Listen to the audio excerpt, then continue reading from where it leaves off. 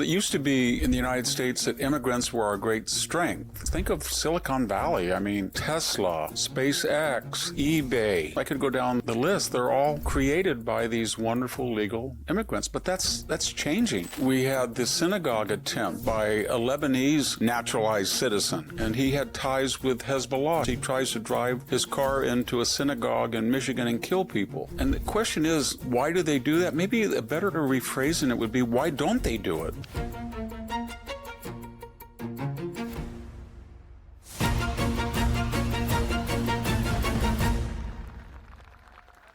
Hello, this is Victor Davis Hanson for the Daily Signal. I'd like to talk about a very controversial topic. I call it the ungrateful immigrant. You know, it used to be in the United States that immigrants were our great strength. We all saw maybe Elia Kazan's America, the story of his uncle's struggles to get to the U.S. and how much he worshiped the country when he arrived here. I just interviewed Max Nikias. He is the former president of USC. He came with nothing from Cyprus, and he has a new memoir out, American Trojan, about how lucky he was to get here and how he worshiped the United States. That was sort of the general perception that we had of immigrants. Think of Silicon Valley. I mean, Tesla, SpaceX, eBay, Stripe, Sun Microsystem. I could go down the list. They're all created by these wonderful legal immigrants. But that's changing. And I'm not talking about the 500,000 illegal immigrants who were known to have come across with criminal records. I'm not talking about the truck drivers, thousands of them, that were given licenses even though they did not qualify for a driving competency test, even though they didn't know English, even though they had been involved in a number of lethal accidents. I'm not talking about the Somali fraud. That's self-evident. Thousands of Somalis were involved as payback to arriving in America, and to us, their magnanimous hosts. They paid us back by what?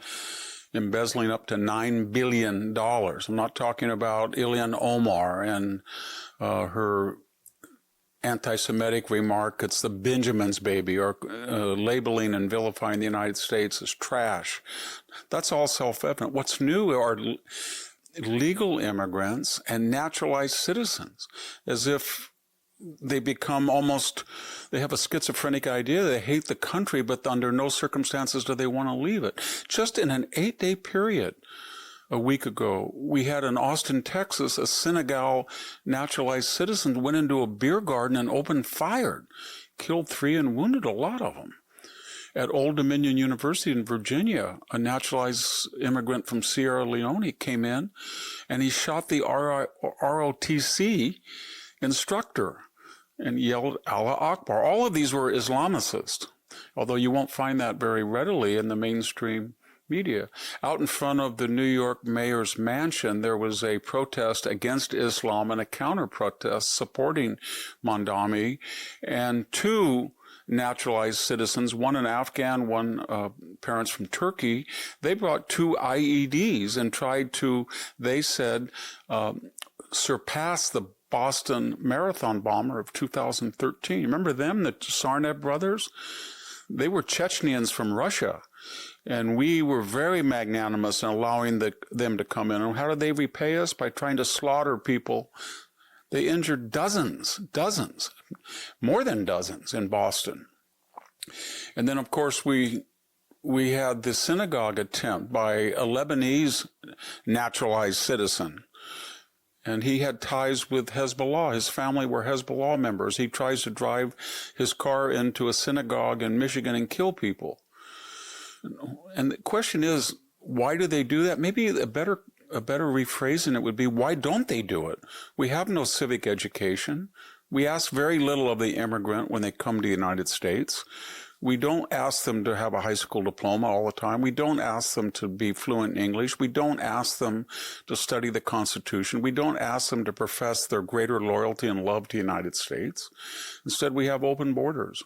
Or we bring in thousands of students from the Middle East, and what do? They protest, and they push Jews around, and they celebrate at a time when we're at war, as we saw in New York City recently, they celebrate our enemies, Hezbollah, Hamas, and Iran. They're on their side.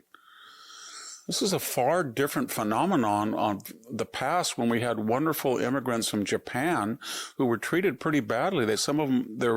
Many of them, most of them went to internment camps, and yet they joined the 442nd Combat Brigade in Italy, and they took horrendous casualties fighting for whom? The United States. So something's wrong, and what I'm getting at is this. These immigrants, whether they're temporary immigrants, they're illegal immigrants, they're legal immigrants, or they're naturalized citizens, or they're on student visa, they sense something.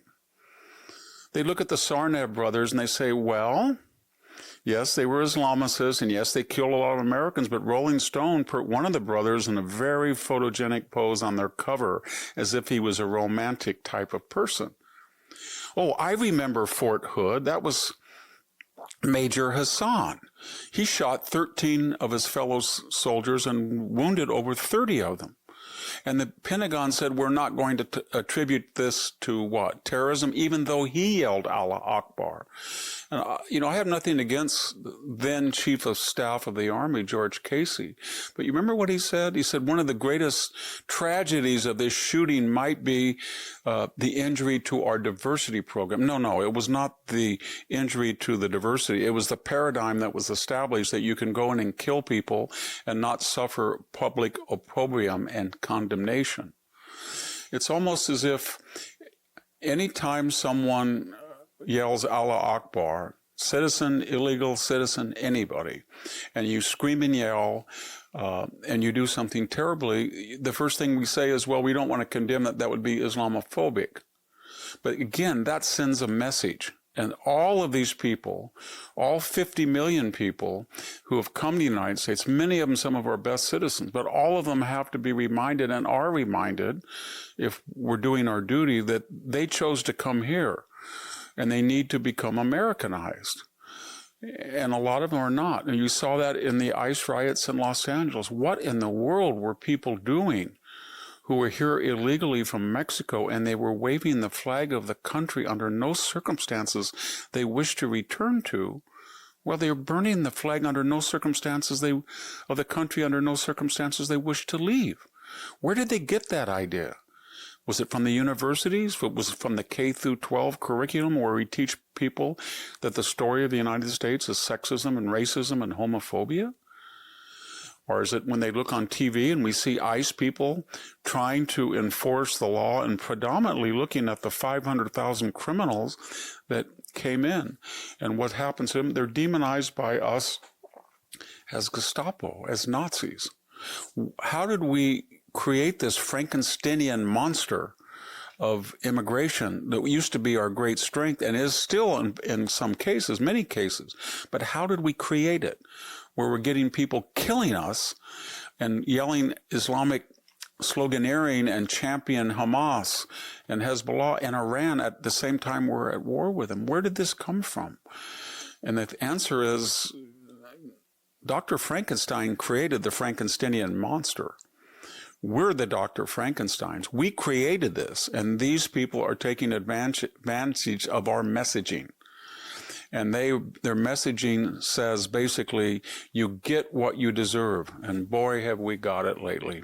Thank you very much. This is Victor Davis Hanson for the Daily Signal. Thank you for tuning in to the Daily Signal.